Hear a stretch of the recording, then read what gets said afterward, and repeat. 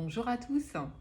Alors, vidéo sur les relations de couple, les relations voilà, d'amour. Alors là, je sens qu'on m'attend au tournant. Ouais, je sens que j'aurai des commentaires derrière. Sujet brûlant.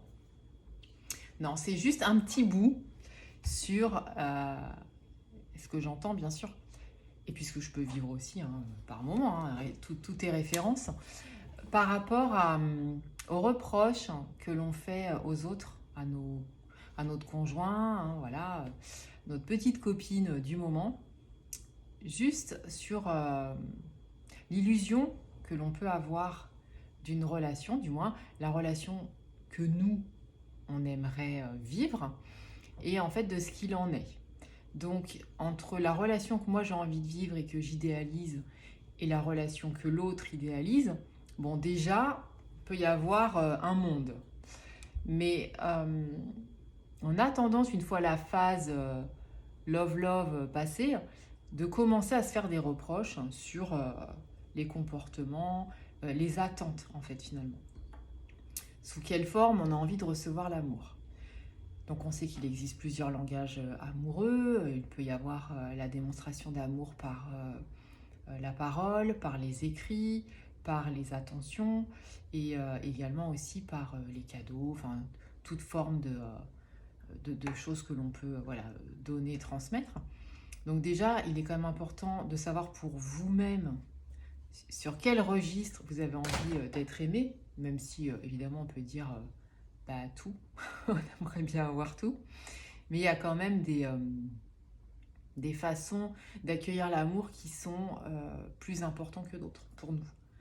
Donc déjà, c'est bien de le savoir et de le dire, mais c'est bien aussi d'observer chez l'autre quelle est donc cette façon pour lui de transmettre son amour, donc de ne pas penser que ce n'est pas le cas puisque ça ne correspond pas à votre langage. Si vous voulez entendre tous les jours des je t'aime, voilà, des compliments, mais que pour l'autre en fait ça passe plus par de l'attention, des petites attentions, bon, on peut avoir un sentiment de vide à se dire voilà, il m'aime pas, il me le dit pas, en fait s'il le dit autrement.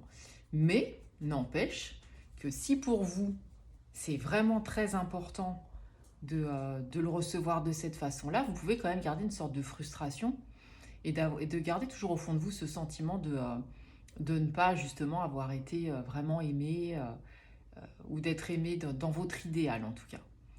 Donc juste, c'est pas un conseil, c'est juste prenez de la hauteur, regardez déjà comment ça se passe vraiment, qui donne et sous quelle forme, et ensuite demandez-vous si c'est vraiment de cette façon-là que vous avez envie d'être aimé, et auquel cas, si ça ne l'est pas, ajustez-vous les choses. C'est-à-dire que faire une liste de reproches à l'autre sur des terrains qui ne sont pas les siens et qui ne pourra pas de toute façon combler chez vous, c'est inutile.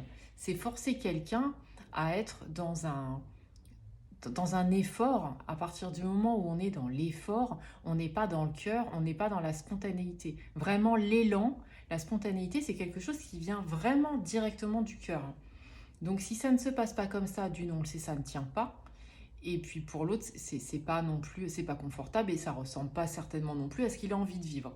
Donc ça fait plusieurs points qui sont quand même importants. Donc en fait, si ça ne vous convient pas, si la façon dont on vous aime ne vous convient pas, c'est à vous d'en prendre la responsabilité, de voir que vous avez besoin d'autre chose. Le plat qu'on vous sert n'est pas le bon.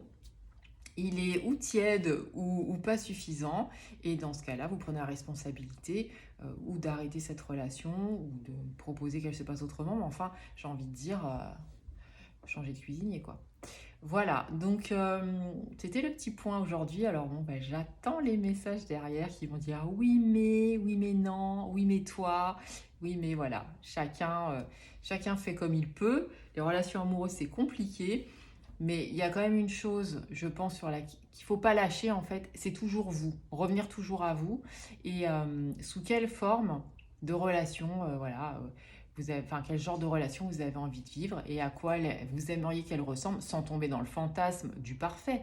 Mais au moins, de ce qui vous convient, de ce qui ne convient pas. Arrêtez d'accabler l'autre, ça ne sert à rien en fait. Voilà, c'était surtout ça le point important. Voilà, et bien à très bientôt.